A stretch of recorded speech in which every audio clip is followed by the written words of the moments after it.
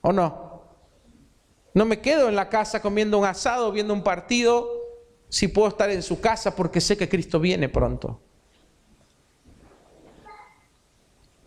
No me voy de fiesta.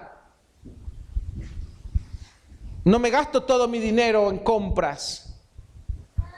Invierto en el reino, siembro en el reino. Pero cuando yo no tengo claro, cuando yo digo, ay, falta para que venga Cristo. Y hacemos nuestros cálculos como en los días de Noé, no sé. Y empezamos a hacer otras cosas. Y nuestro corazón se carga de glotonería, de alimentarnos de lo que este mundo nos ofrece, de lo cotidiano, cuando tendríamos que estar velando.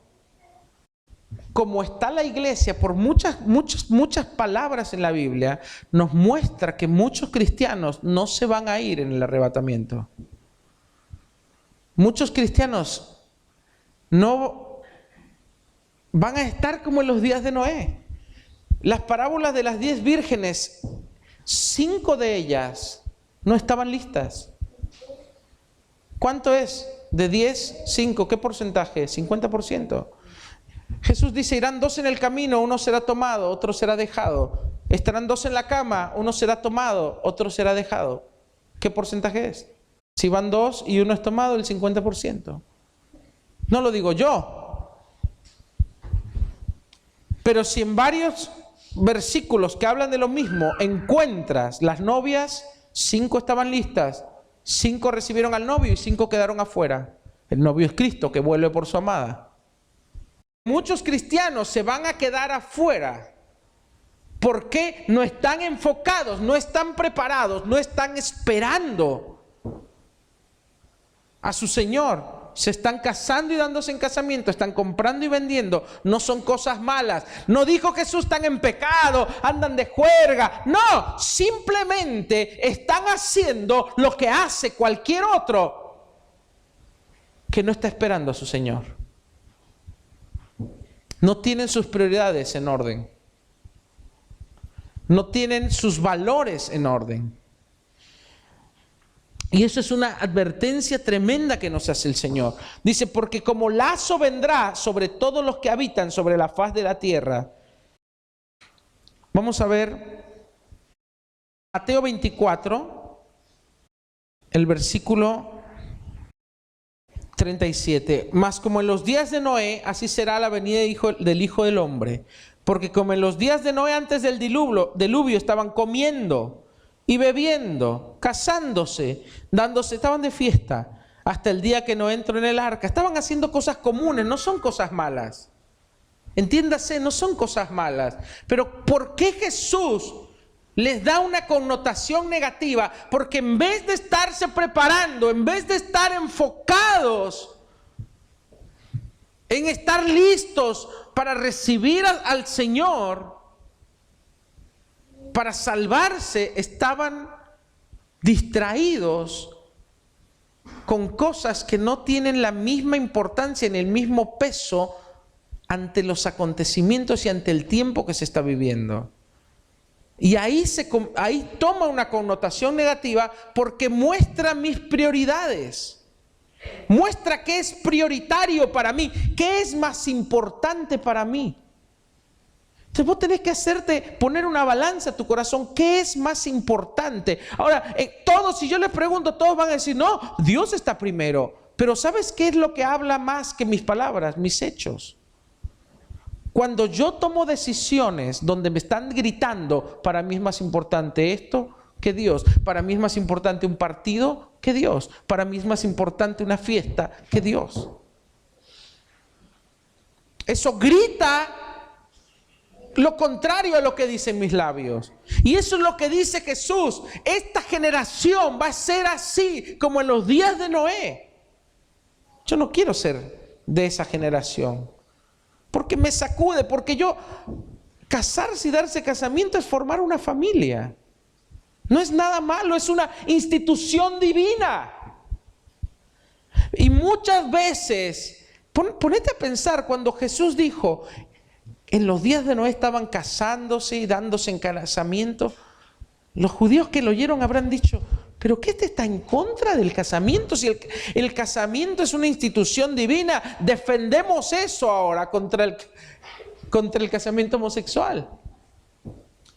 ¿Y por qué Jesús lo usa como ejemplo? Porque cuando lo bueno se convierte, en mi prioridad, cuando lo que Dios me dio pasa a ser mi prioridad antes que mi compromiso con Dios, entonces eso bueno se convierte en algo malo para mí. ¿Se entiende?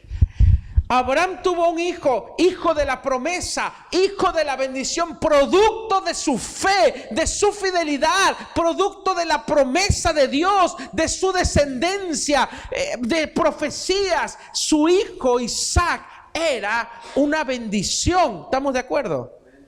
Pero cuando lo bueno de Dios, cuando la familia, cuando la institución divina, cuando aquello que Dios me dio empieza a cobrar más peso en mi corazón que mi propio compromiso con Dios, Dios me va a decir, dame a tu Isaac o me lo va a quitar. ¿Y sabes qué? Muchos cristianos, ojalá que Dios siga tratando con nosotros, pero lo peor, yo le tengo más miedo cuando Dios deja de disciplinarme a que Dios me discipline. No sé si se entiende. Cuando Dios ya no me disciplina es porque ya se cansó de mí. Pero también temo a su disciplina, porque si mis hijos se convierten en mi Isaac, o si el casamiento o mi familia o la institución, lo que Dios me da, se convierte en una prioridad por sobre mi compromiso con Dios, yo tengo temor. Y cuando yo estaba preparando esto, estaba examinando mi corazón y le decía, Señor, que nunca me pase que yo ponga en segundo término mi compromiso contigo por mi esposa o por mis hijos, o por algo que me gusta o por algo que tú me diste, ni por la misma iglesia. Amén. Porque no quiero que me pase como a los hombres en el día de Noé. ¿Viste? Cuando Jesús desafiaba a sus discípulos, les decía, ¿quién me quiere seguir? ¿Estás dispuesto a dejar padre, madre? Hay una cosa que tanto el Dios del Antiguo Testamento como el Dios del Nuevo Testamento en la que no cambió. Él es un Dios celoso. Él no comparte su gloria con nadie. Él no comparte tu corazón con nadie. Él quiere todo tu amor. Es el primer mandamiento. Amarás al Señor tu Dios con todo tu corazón, con toda tu alma, con todas tus fuerzas. Cuando eso se ve en peligro, pero vuelvo a lo mismo, no por nuestras palabras o lo que pensemos, porque yo en mi mente, todos pensamos, oh, yo amo a Dios con todo. ¿Cuántos piensan eso? Todos lo pensamos así. Pero Dios no ve, yo no voy a ser juzgado cuando esté delante de Él por las intenciones de mi corazón o por los pensamientos míos, sino por mis obras. Dice, nuestras obras serán pesadas y todos los hombres serán juzgados conforme al Evangelio, dijo Pablo. ¡Qué tremenda palabra! No entendieron, dice, hasta que vino el diluvio y los llevó a todos. Así será también en mi segunda venida, dijo Jesús. Así será cuando yo regrese. ¡Qué tremenda palabra! ¡Qué tremenda palabra! Va a estar, pero acá no está hablando de los mundanos, acá le está hablando a sus hijos. Su pueblo, muchos van a estar en la pavada. Mira, entonces estarán dos en el campo. Uno será tomado y otro será dejado. Hasta ahí uno dice, bueno, iba con el compañero de trabajo. Pero mira esto. Estarán dos mujeres moliendo en el molino. Ay, seguro era una conocida, no la amiga o la hermana. Una será tomada y otra será dejada. Hasta ahí vos zafás. Pero después hay otra parte que dice, estarán dos en la cama. Ahí ya no puede decir es un amigo, es una vecina. No, en la misma pareja va a haber unos que van a ser dejados y otros tomados. ¡Qué tremendo! Algunos piensan que Dios, no sé, como que Es como, ¿viste el jueguito cuando jugás? Y no sé si acá jugaban 1, 2, 3 por todos mis amigos y por mí, ¿no? Había un juego en México que jugabas a las escondidas o algo así, y vos podías salvar a todos diciendo, el que llegaba, ¿viste? Ponían un bote, el que llegaba al bote antes del que andaba buscando, salvaba a todos. Y a veces pensamos que la salvación, como dice la Biblia, serás salvo tú y toda tu casa, pensamos que es como automático. No, es una promesa. Así como es la promesa de la sanidad. Pero no por eso hay cristianos que no enferman o que nunca sanan. De las promesas yo me tengo que apropiar, pero la salvación es personal. Qué feo, imagínate que estás en la cama, de repente escuchas el sonido de la gran trompeta, el shofar gadol, el shofar de Dios. Empiezas a tronar los cielos. No sabes qué pasa. Toda la gente se asoma a la calle o estás en la cama y ¡fum! Ni siquiera te vas a poder parar. ¡Fum! Tomado. Y vas viendo cómo va subiendo. Y ves a tu esposa o a tu esposo quedándose y mirándote y extendiendo su mano. O al revés, ves a tu esposa volando y vos, uy, me quedé. Qué horrible. Yo creo que va a ser tan doloroso ese momento. O ver a tus hijos yéndose y vos quedándote, o tus hijos quedándose y vos yéndose. Por eso es importante el sacerdocio en el hogar. Por eso es importante que Cristo reine aún por sobre las decisiones de la familia. Yo como hombre a veces tengo que decirle a mi familia, no, vamos a hacer esto, porque esto es lo que dice Dios. Y a veces Carolina tiene que decir, no, vamos a hacer esto, porque esto es lo correcto. Pero siempre tiene que pesar más agradar a Dios, siempre tiene que pesar más lo que Dios quiere que el deseo mismo del que amo, de mi esposa o de mis hijos. ¿Por qué? Porque un día yo quiero que mi familia vaya conmigo cuando Cristo viene. Y la única forma de eso es que estén viviendo unas vidas acorde a la voluntad, que estén viviendo el propósito de Dios, que estén con las prioridades claras. ¿Quién pesa más en sus corazones? Padres, preocúpense por sus parejas. Madres, preocúpense por sus esposos, por sus hijos. No solo por ustedes, porque es egoísta estar pensando, bueno, yo estoy bien con Dios y que mi familia o mi esposo o mi esposa no está caminando igual. Yo me pondría de rodillas y lloraría y clamaría y ayunaría hasta que los viera en el camino, hasta que los viera en la perfecta voluntad de Dios, hasta que los viera cumpliendo el propósito divino, hasta que viera que sus vidas fueran 100% agradables a Dios. Tenemos que tener esa carga en nuestro corazón, porque esta profecía es tremenda. Velad porque no sabéis a qué hora ha de venir vuestro Señor. Pero sabed esto, que si el padre de familia supiese a qué hora viene el ladrón, habría de venir, velaría y no dejaría minar su casa. Las señales se están cumpliendo. Las señales nos están indicando, Cristo viene pronto, prepárate. Que no te sorprenda como un ladrón en la noche. Segunda de Pedro 3:10, pero el día del Señor vendrá como ladrón en la noche, en el cual los cielos pasarán con grande estruendo, y los elementos ardiendo serán deshechos, y la tierra y las obras que en ella hay serán quemadas. Qué tremendo, segunda de Pedro 3:10. Qué tremendo. Podríamos hablar del anticristo. Podríamos hablar de miles de profecías, de cosas que están sucediendo en el mundo. Va a haber muchas cosas. La apostasía.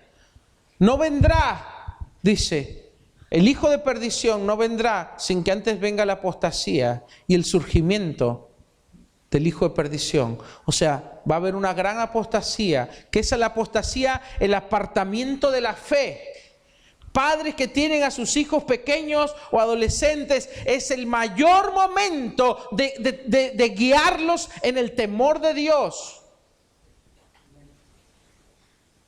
Porque viene una gran apostasía sobre la iglesia. Viene un gran apartamiento de la fe. Multitudes correrán tras los falsos profetas, engañarán, dice, de ser posible, aún a los escogidos, harán grandes milagros y con poder engañoso van a seducir a la gente. Pablo lo habló, Pedro lo habló para los últimos tiempos, antes de la venida de Cristo. ¿Quién lo va a tener más difícil? Nuestros hijos. Pero aún nosotros mismos podríamos llegar a ser engañados por estos falsos profetas que van a surgir. Va a haber una gran apostasía. Es la gran apostasía final. Casi todos los cristianos se van a ir tras de eso. ¿Qué es lo que los va a detener? Tener principios y convicciones muy profundas. Porque dice, engañarán de ser posible a los escogidos. O sea que aún muchos escogidos van a estar como que se van a dejar llevar, van a ser confundidos porque va a ser tan... Imagínate, yo he visto cristianos, ya hay falsos profetas, pero están muy suaves todavía. Hay uno en África que muchos cristianos lo siguen, no voy a decir el nombre. Es un falso profeta.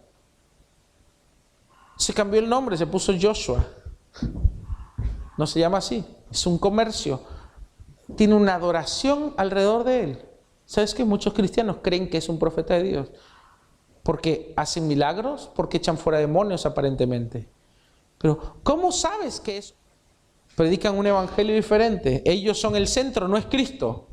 Y así van a surgir muchos profetas de Dios o maestros de Dios se van a convertir en falsos profetas, porque van a irse tras el dinero, van a irse tras el poder, o tras la fama, o tras la adulación, y se van a convertir en falsos profetas.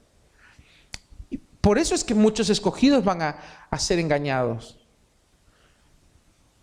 Hay muchos de ellos que ya están yéndose por el camino de Balaam. Lo dice la Biblia, lo dice en el Nuevo Testamento. Siguieron el camino de Balaam. ¿Quién era Balaam? Era un profeta de Dios. Tenía un don verdadero. Era un profeta que había sido ungido por Dios. Tenía el don de profecía. Era un profeta de Dios. Siguieron el camino de Balaam.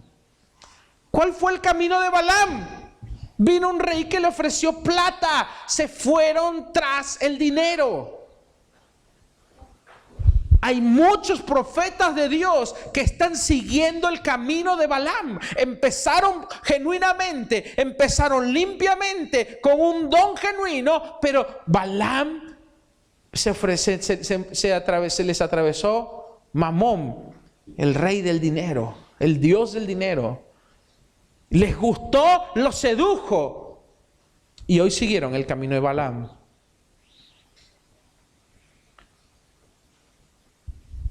Y lo más triste es que muchos cristianos no distinguen entre un profeta falso y un profeta verdadero. No distinguen entre un falso apóstol y un verdadero.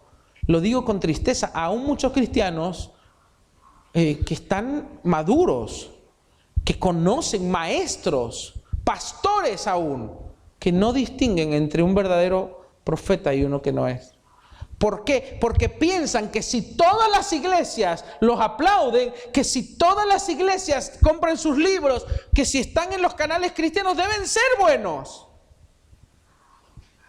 Eso piensan muchos cristianos. Son inocentes, ovejitas, ciegas y tontas. Las ovejas son así, ciegas y tontas. Por eso a mí no me sorprende que diga que muchos apostatarán de la fe y que se irán en pos de maestros que les enseñarán mentiras conforme a sus propias concupiscencias. Hoy muchas mega iglesias, hoy muchos grupos de música que están abrazando el homosexualismo, que están abrazando el libertinaje, que están mezclando la palabra, están yéndose tras ese camino. Serán parte de la gran apostasía. Y tú y yo en algún momento vamos a tener que definirnos. Ya desde ahora tenemos que ir definiendo cuál es nuestra postura. Porque ¿qué vas a hacer el día que te conviertas en parte de una minoría? No de una minoría. Ya en el mundo somos una minoría. Pero dentro de la iglesia te conviertas en la minoría que de repente dice, no, yo no, ese es un falso profeta. Yo no escucho eso. Ese no es el evangelio. Ese no es el evangelio de Cristo. Eso no es lo que Dios enseña. Porque multitudes van a irse tras las luces y el resplandor y el show y el glamour de lo que se va a convertir después en la iglesia del anticristo, para después terminar con toda religión, porque dice, mandará, prohibirá, se levantará contra todo lo que se llama Dios o es objeto de culto. Va a querer que solo a Él se le adore. Pero ¿cómo va a seducir tanto a la gente? Va a ser una transición gradual.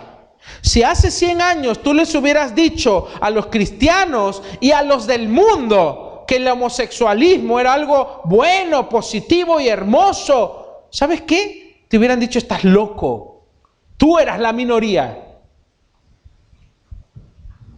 Pero Satanás hizo una transición gradual, un trabajo de hormiga, que en una generación cambió la mentalidad de la gente, para que a lo bueno llamen malo y a lo malo llamen bueno. Así de fácil. Por eso hay cristianos que se tragan todo lo que ven en la televisión, todas las series, no filtran nada. ¿Sabes cómo hizo ese cambio? ¿Cómo hizo esa transición cultural e ideológica el diablo? A través de los aires. Dice, él es el príncipe de la potestad del aire. Es el príncipe del... ¿Por dónde viajan las señales de televisión? Por el aire. Es el príncipe, él gobierna eso. Y cuando eso entra a nuestros hogares, es como que Satanás tiene un púlpito en cada casa. Ya lo decían los viejos evangelistas, ¿no? El cajón de Satanás o la caja del diablo. Y no andaban muy errados. El asunto es que es una herramienta. ¿Y quién la está usando? Por eso los hijos de Dios tenemos que usar esa herramienta para tener un púlpito en cada casa. Pero Satanás fue astuto y se metió hasta en las casas cristianas y empezó a meter su ideología en las series de televisión, en las películas, en los programas, en los noticieros, hasta que todas las voces empezaron a coincidir. No, esto es bueno. No, esto está mal. Si tú opinas lo contrario, eres un retrógrado, eres un cavernícola, eres un homofóbico, eres un intolerante. Y los cristianos se fueron callando. Y muchos dijeron, bueno, para no perder gente, digamos, es verdad, sí. Y muchas iglesias, denominaciones enteras, qué triste, iglesia presbiteriana, iglesia episcopal, iglesia anglicana, iglesia metodista, John Wesley se debe estar revolcando en su tumba. No, está en el cielo diciendo que, la verdad... ¿Qué tienen en el cerebro? No conocen, la Biblia es clara, han aceptado el matrimonio homosexual. Inconcebible, nunca lo pensé, yo te digo, nunca pensé que en mi vida vería denominaciones enteras diciendo sí a una herejía, a una abominación bíblica. Nunca pensé que lo viviría. Y es real. La apostasía ya empezó. Y si tú y yo no estamos alertas, en cualquier momento podemos ser seducidos, arrastrados tras eso. Hoy más que nunca nuestras convicciones tienen que ser firmes. Y si Dios levanta la vara, o nosotros levantamos también nuestros estándares, o vamos a ser arrastrados. Nuestros estándares, nuestro compromiso, nuestra integridad, nuestros principios tienen que ser bien elevados para poder resistir ese río caudaloso que viene fuertemente contra la iglesia. Es un espíritu. O vas llevando la luz o llevas tinieblas. Tenemos que enfilarnos en uno de los